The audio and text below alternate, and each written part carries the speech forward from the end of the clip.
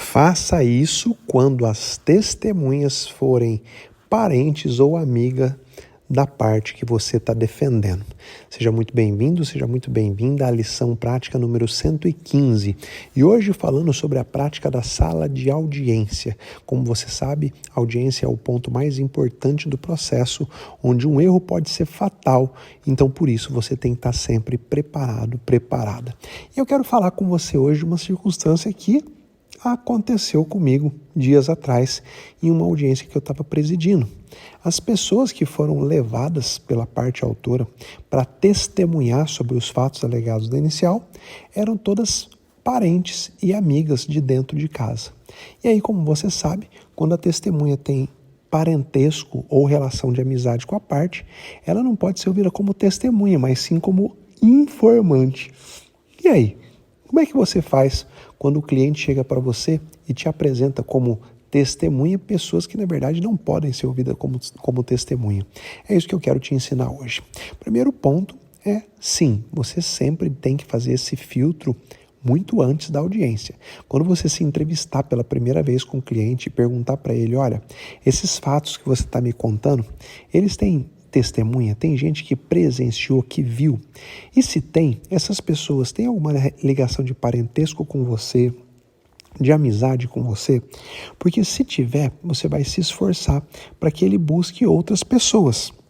Ah, professor, mas tudo bem, se a gente está falando de um acidente de trânsito, é possível que outras pessoas, vizinhos, tenham visto. Mas se a gente está falando de um acontecimento que não foi presenciado por muita gente, só foi presenciado pelo parente do meu cliente, pela esposa do meu cliente, pelo amigo do meu cliente. Bom, todas as vezes em que isso acontecer, você vai fazer esse esclarecimento para o juiz. Quando você apresentar o rol de testemunha, você vai indicar lá para ser ouvido a fulana de tal, vai dizer esposa da parte autora e vai explicar para o juiz, única pessoa que presenciou os fatos.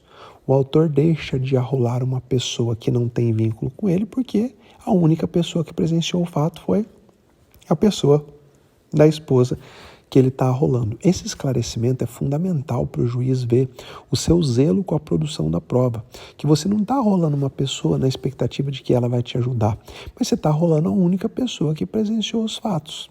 Ah, professor, mas e se eu não fizer esse esclarecimento? Se você não fizer, o que vai acontecer?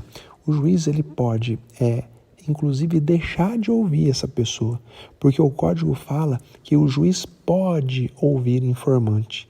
Então, o juiz deve ouvir testemunha, sempre que a parte arrola, mas o próprio código fala que o juiz pode ouvir o informante.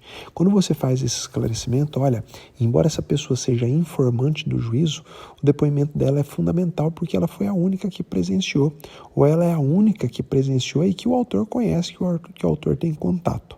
Então, fazer esse esclarecimento é fundamental para que o juiz ouça o informante. E depois, antes da oitiva do informante, você, como advogado, como advogada, tem a obrigação de instruir essa pessoa dizendo assim, olha, não se preocupe em querer ajudar o seu parente ou o seu amigo. Você se limita a responder o que o juiz te perguntar. Se o juiz desconfiar que você está lá querendo beneficiar ou ajudar o seu amigo, ele não vai nem considerar o seu depoimento, então você vai perder tempo.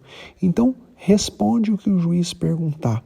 Se o juiz te perguntar se você tem raiva, mágoa, alguma coisa da outra parte, obviamente você vai dizer a verdade. Eu espero que a verdade seja não, porque a função de defender o cliente é minha e não sua. Então você pega esse informante e coloca ele no devido lugar.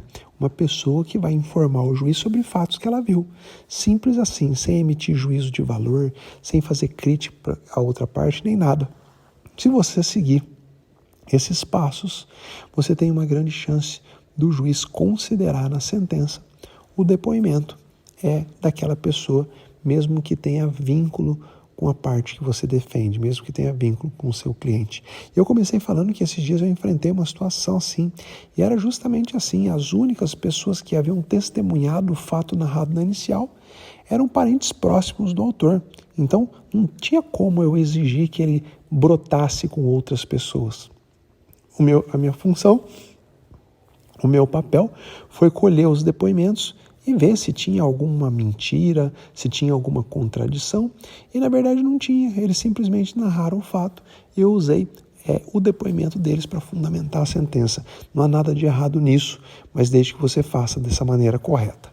Essa foi a nossa lição de hoje. Fica com Deus e até a próxima.